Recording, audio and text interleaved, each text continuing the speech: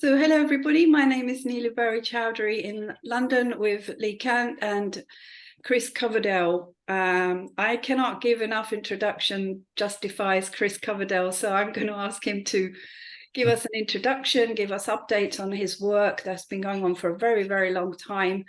And then we will ask questions at the end if we may. So over to you, Chris. Thank you. Well, thank you very much, Neelu.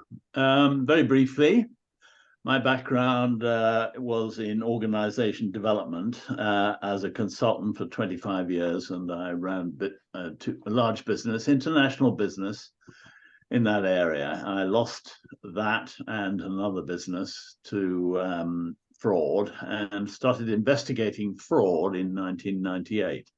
In 2002, I discovered fraud and corruption in the Foreign and Commonwealth Office. And the key issue that I was involved in that caused me to get into this business, if you like, was the fact that they had been, the British government and the Foreign and Commonwealth Office in particular, had been deceiving the public, the armed forces, Parliament, everybody in this country and overseas on the illegality of war. They were claiming that their war with Afghanistan at the time and Iraq was coming up. They were claiming that these wars were legal and lawful, and that their actions had been authorized by the Security Council. Now, this was, I discovered, to be a lie, a straightforward lie. So I started to investigate what was going on and we tried together with one or two colleagues to get an injunction at the higher court to stop the upcoming war with Iraq. Unfortunately, that failed, but it made us more determined to try to expose what was going on and to stop the wars and the killings that were taking place, and particularly to try to stop the war with Iraq. We failed on all counts and have since then been trying a whole range of different things to stop the wars, stop the killing, and hold our leaders to account in court for the crimes that they were committing. So far, we haven't managed any of those things. However, we keep trying. So that's a bit about the background. The key law that I discovered was the going through the UN Charter. It said quite clearly, and we had signed up to the UN Charter in 1945, and the main purpose of the UN Charter and the main agreement that Britain had made on behalf of the British people was that we would never threaten or use force, and we would settle all our disputes peacefully. Now, that's very clearly laid out in the UN Charter in 1945, and we haven't kept to it a single time, a single year ever since. Britain has been waging wars and murdering innocent men, women, and children for ever since 1945. Now that's what, 78 years. And the key to me was the statement in the UN Charter related to the activities of the Security Council. And Article 41 of the UN Charter says quite clearly, the Security Council may decide what measures not involving the use of armed force are to be employed to give effect to its decisions. The British government, however, tells us that they have been authorized to go into Afghanistan and Iraq by the Security Council, operating under Chapter 7 of the UN Charter. Now, Chapter 7 includes Article 41, which is the single most important article governing the actions of the Security Council. And so it became absolutely clear that they were lying through their teeth. They just want to go overseas. Our government goes overseas, murdering and killing innocent people, destroying their countries, and injuring maybe 4 million people since 2001, killing somewhere around 2 million, driving maybe 15 to 20 million people into exile and destitution, having promised never to threaten or to use force and to settle all disputes peacefully. So this has been the key thing that I've been working with. Now, what I also discovered was that not only is it a criminal offence to wage war, and has been since 1928, but it is a criminal offence to fund war.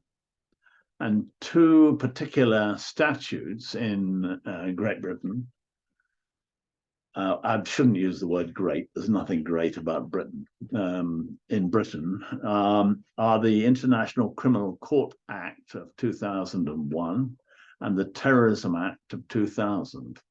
Now, these two acts together make it a criminal offence to ask for money, to collect money, or to pay money to somebody else if you suspect or have reasonable cause to suspect that the money will be used for the purposes of terrorism or war.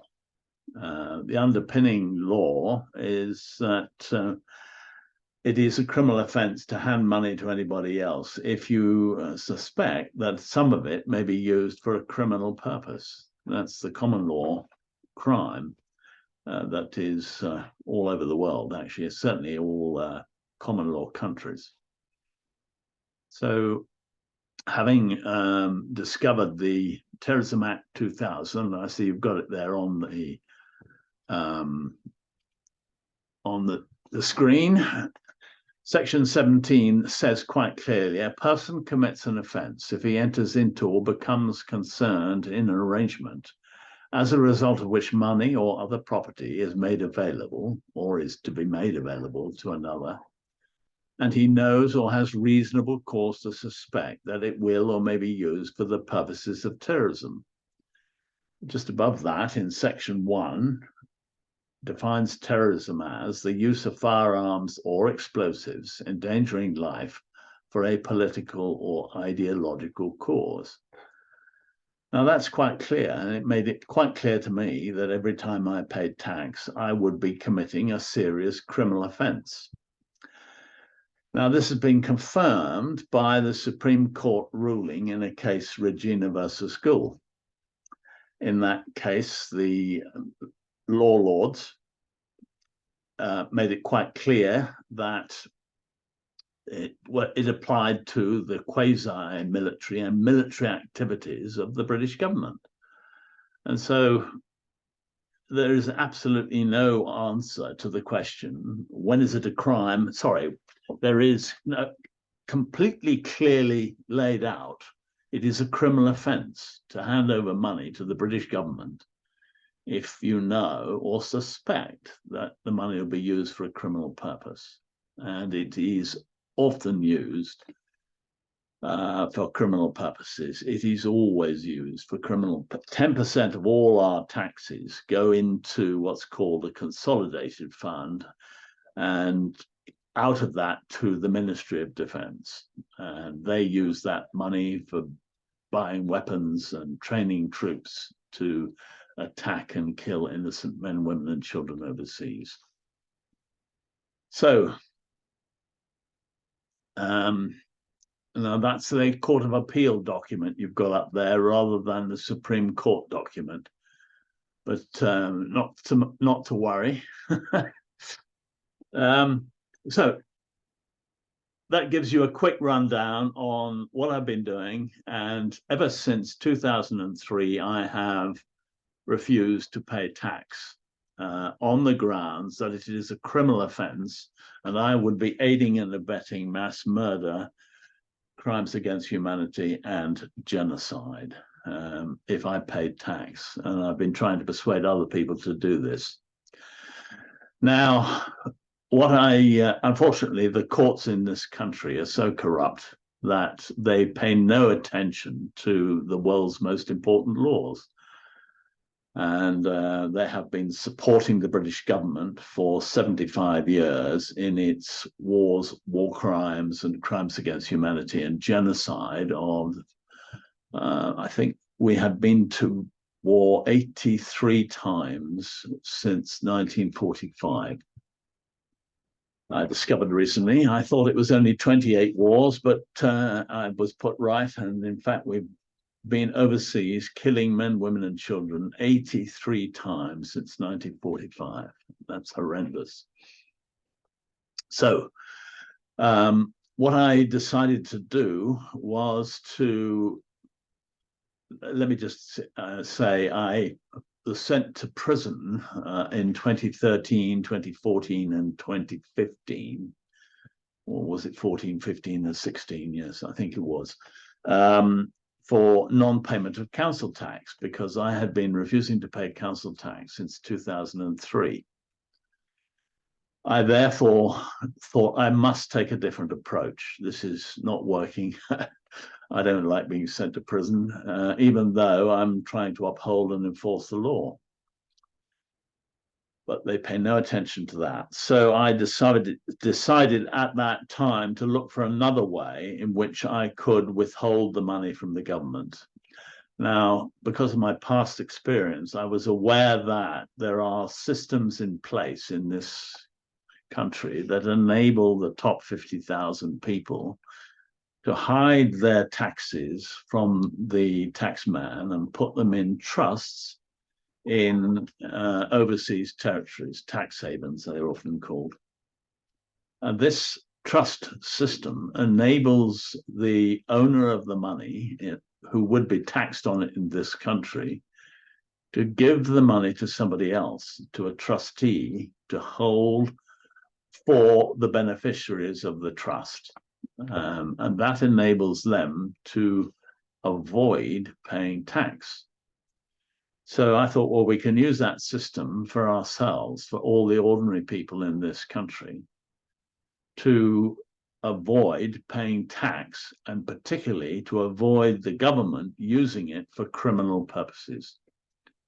So what I did was to set up a 4-page document, a trust, explaining and doing just that. So if we quickly run through that document, Neelu, that will help people to understand how they can set up their own personal taxation trust and keep it away from the government. So just as you see there, this is a declaration of sovereignty and deed of discretionary, revocable, conditional trust and withdrawal of consent to illegal taxation. Let me just explain the different bits of it. The declaration of sovereignty is important. It's saying right from the start, I am a sovereign man or woman, and I'm in charge, basically. It's not parliament, it's not government, it's not the king, it's me. So I am in charge of my actions in this country. We are a democracy. Secondly, it sets up a deed, a trust deed, that is discretionary, revocable, and conditional. Now, discretionary means that the trustee has discretion, limited discretion on what they can do with the money. It is revocable in that it comes to an end on the last day of the financial year, the tax year. That in this country is the 5th of April. And it is conditional on certain very important conditions which would have been written into the trust. If the government meets the conditions, then they can have the money. And the last thing is that it withdraws my personal consent to illegal or mandatory taxation.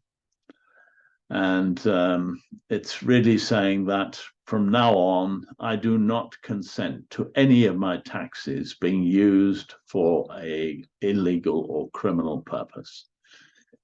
So that is the overall purpose of this document, and it provides the opportunity for an individual to set up their own personal taxation trust.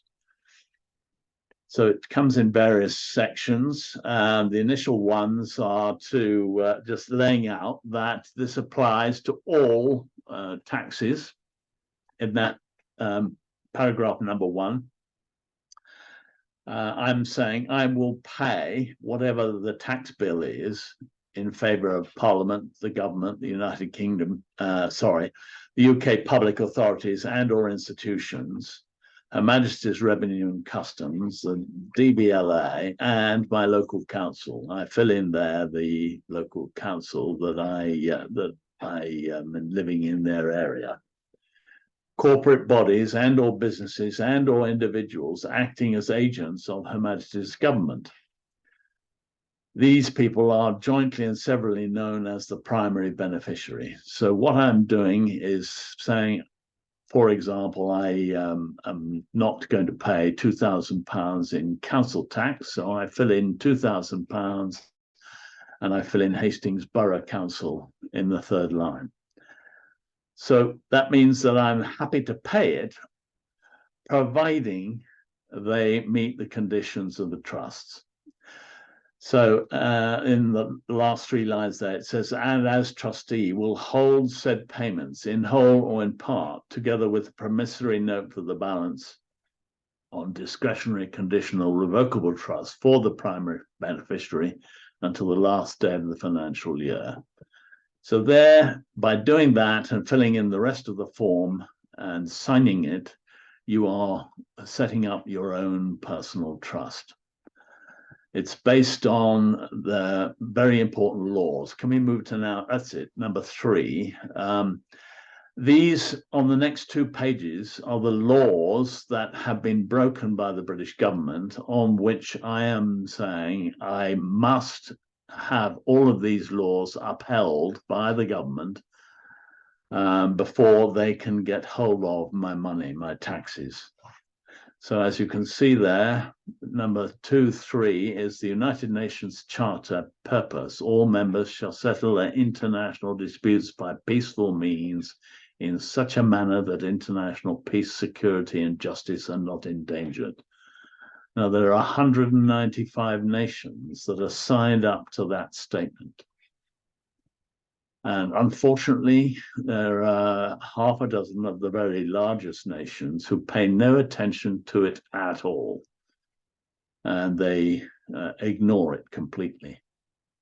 The second one's also important, as I say, all members shall refrain in their international relations from the threat or use of force against the territorial integrity or political independence of any state, or in any other manner inconsistent with the purposes of the United Nations. In other words, we must ensure we never threaten or use force. And lastly, that point about the Security Council may decide what measures not involving the use of armed force are to be employed to give effect to its decisions. Unfortunately, the British government leaves out the word not, and in doing so, totally changes our understanding of the law. This I find totally extraordinary, because this document is available to every citizen of the world. It is the most public document we have in this world. And it's quite clear. It says not involving the use of armed force. And we have used armed force overseas, murdering and killing people 83 times in 78 years. So there are also 1 or 2 other laws. I won't go through them all now, but it is important to understand that they all apply, including the Nuremberg War Crimes Tribunal, when Germany's leaders were sent to prison for and executed for waging wars of aggression. There's also, so all of those 2 pages are to do with the laws, both international and national, that we need to uphold. Perhaps you could just stop on that one. And the Accessories and Abettors Act is important. Basically, it has been the rule in this country since 1861. Whosoever shall aid, abet, counsel, or procure the commission of any indictable offence whether the same be an offence at common law or by virtue of any act passed or to be passed, shall be liable to be tried, indicted, and punished as a principal offender. That applies to all acts of Parliament and all common law activities. So that applies to all of us all the time, and it applies to the payment, the collection and payment of taxes. So finally, let's go on to the last page. You'll see here that in the light of all these laws, I then say, in the premise, I therefore declare and say that I have no choice but to withdraw my consent to any and all taxes, fees, fines, duties, rents, financial demands and or charges made upon me under various finance acts, laws, orders and regulations enacted, passed or issued by the primary beneficiary. And two, I must have no choice but to withhold all such payments of money or other property to the primary beneficiary and to cause the same to be held in a conditional, revocable, discretionary trust for the benefit of the primary beneficiary by way of abandonment of or complicity in any and or all illegal and or criminal acts of the primary beneficiary identified earlier at paragraph 2. So then I go on to explain in paragraph 8 the conditions they must meet if they are to obtain my taxes. I further declare and say that if prior to the end of the financial year I receive incontrovertible evidence from a court of competent jurisdiction that the primary beneficiary has 1, has ended all involvement in the criminal acts identified at paragraph 2 above, and those are the wars and the illegal criminal injections and COVID-19 lockdown and everything else. 2 is acting in accord with the domestic and international laws specified in the 2 pages and 3 to 5 above. Number 3 has granted me complete and full immunity from any and all claims, charges, or liability, both present and future, made against me. And number 4 has initiated with the Director of Public Prosecutions of England, Wales, and Northern Ireland, and the Lord Advocate and Solicitor General for Scotland, criminal proceedings against 1,000 of the leading instigators, perpetrators, financiers, advisors, company directors, public officials, and persons complicit in the criminal acts of the primary beneficiary identified at paragraph 2 above. If all of that happens, I shall recommence periodic payments to the primary beneficiary in consideration of all lawful and legitimate taxes, fees, fines, rents, charges, interest payments, and all financial demands made upon me. And lastly, if, however, the primary beneficiary continues to breach the common law and the domestic and international laws of war identified at paragraphs 3 to 5, and continues to take part in the criminal acts and is thereby complicit in the criminal offences of misconduct in public office, murder, crimes against peace, war crimes, crimes against humanity, and or genocide, then this conditional, revocable, discretionary trust will automatically be revoked on the last day of the financial year, and all money and or assets held in trust for the primary beneficiary will be carried forward on the same terms and conditions to the following financial year, or at the discretion of the trustee, returned to me, the settler. And it's important to point out that the trustee is you the settler as well, and that is lawful and can be done because you only get the money back as the secondary beneficiary and not the primary beneficiary. So then, having gone through all of that, you need to sign it and date it and have at least one person witness it, and then keep that document in your in a safe place. That is your deed of trust and your taxation trust. So that's a run through of what it's all about, Neelu and Lee. What would you like me to add, or any questions you've got? Another document of yours to show, but we've only got about 6 minutes, so maybe we could do it tomorrow. Okay. I'll just quickly show it, if I can. Technology. It's about the cooperatives and community trusts. So we'll go over that tomorrow. Yep. Just as an introduction, I'm just showing that. Okay, so the only thing I would say about everything you've said, what were the 6 states you said were breaching? You said half a dozen states were taking no notice. Do you want to name them? Well, basically, it's the Security Council states. So Britain, America, and Israel are the worst offenders against the law never to threaten or use force. And there are others like America, China, and all those states that took part in the attack on Iraq and Libya and Syria and so on. So there are other states, but the main ones are the Security Council members like France, Britain, America, Russia, China. And, those are the ones, basically.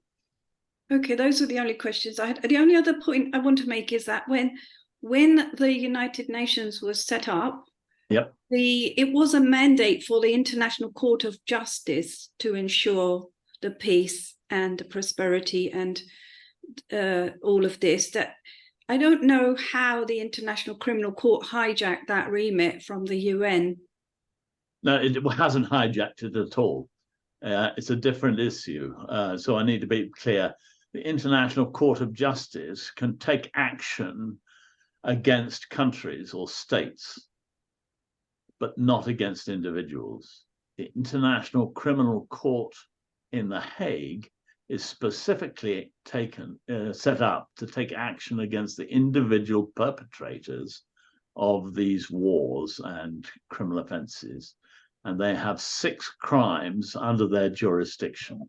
And they are war crimes, crimes against humanity and genocide, and conduct ancillary to war crimes, crimes against humanity and genocide.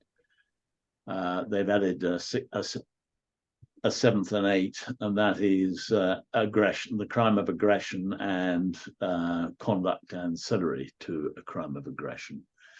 So the 2 courts are very important, and the important thing is that the International Criminal Court has the opportunity to take certainly Tony Blair and our leaders, to hold them to account in The Hague for what they have done in Afghanistan, Iraq, Libya, Syria, what they have supported in the Yemen and Palestine and the Ukraine. And it'd be lovely to see our leaders held to account, rather like Germany's leaders were held to account at the International Criminal Court in The Hague. Brilliant. Just under 1 minute left. Lee, just a quick question from you or comment for Chris. Yes, that's a very clear exposition. And Chris has actually proven yet again that the UK judges are deliberately and intentionally ignoring the law by convicting people like yourself of non-payment of council tax with a conviction of imprisonment. So that's breaking all the laws. Yes.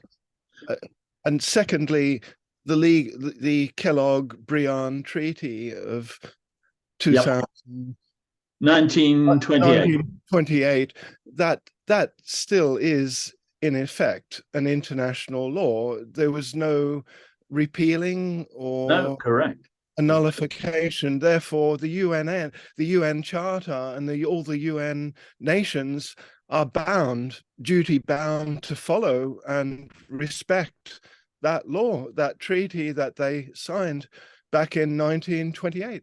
Yes, there were only 63 nations signed up to that, whereas there are 195 nations signed up to the UN Charter, and 188 nations signed up to the Convention for the Suppression and the Financing of Terrorism. So only those nations that are signed up to a treaty can be held to account under it. Excellent. So we'll end on that point and we'll join again tomorrow